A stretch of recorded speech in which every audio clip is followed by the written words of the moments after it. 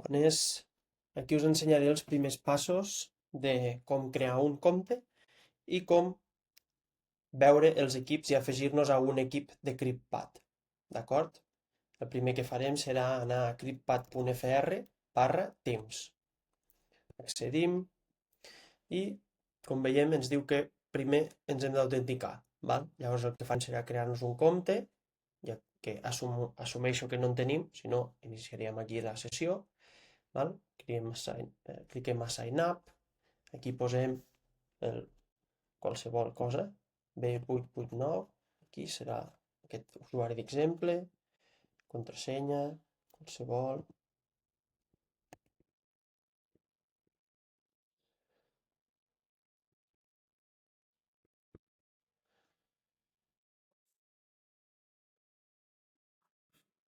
Acceptem i aquí t'està avisant de que ho apuntis amb una llibreta.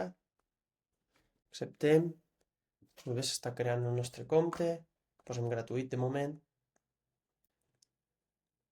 I aquí accedim a la nostra carpeta de CryptPad.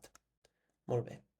Aleshores, a partir d'aquí veiem que tenim 1 giga, i podem estar, anirem als equips, que podem fer de dues maneres diferents. Clicant al nom d'usuari i clicant aquí a Teams, o accedint directament a el que us he dit abans, que així, que podríem guardar-ho aquí, a la barra de marcadors. Aleshores, com veiem aquí, no hi ha cap equip connectat. Llavors el que fem és... Vaig a posar això en català primer.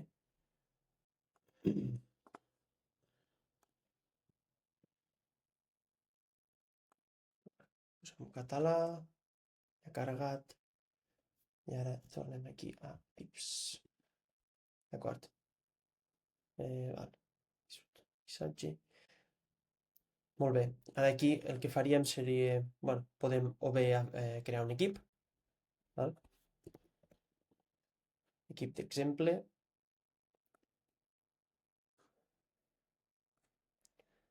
Llavors aquí tenim el nostre equip. Cliquem i entrem a l'equip.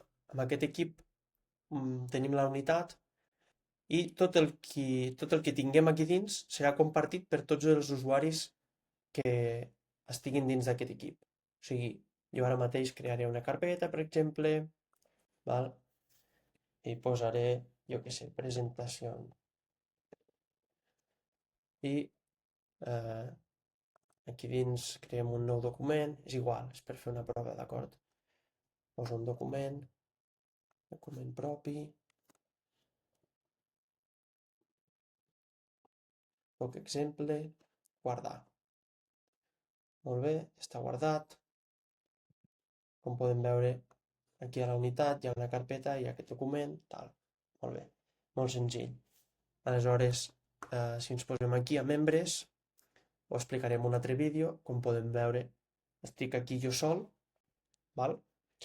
i aquí doncs és on afegiríem més membres perquè puguin veure tota la mateixa unitat.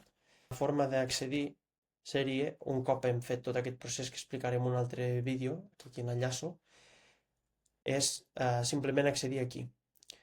Ara hi tornaré a accedir, recarrego pàgina i com veieu em mostra tots els equips als que jo pertanyo, que de forma gratuïta pots pertànyer fins a 5. Cliquem a l'equip corresponent i a partir d'aquí veiem la unitat, no? Aquí et surten, aquí estem directament amb aquesta carpeta, però aquí tenim el directori arrel.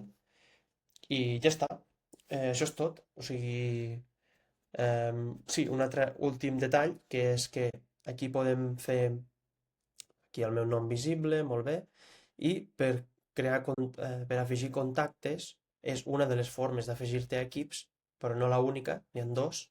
L'altra és mitjançant un enllaç d'invitació, com explico a l'altre vídeo, i aquí al perfil doncs el que faríem seria compartir, i això ens portaria a això, aquesta URL d'aquí, que si accedeix una altra persona podria clicar a un botó que seria algo similar a afegir a contactes o enviar sol·licitud de contacte, que llavors a mi m'arribaria aquí una notificació de bla bla vol ser un contacte teu, tal. I ho acceptaria o no, val? I això és tot principalment de lo que és la utilització bàsica de CryptPad, val? Els equips amb CryptPad, vaja. Molt bé, gràcies per l'atenció, adeu.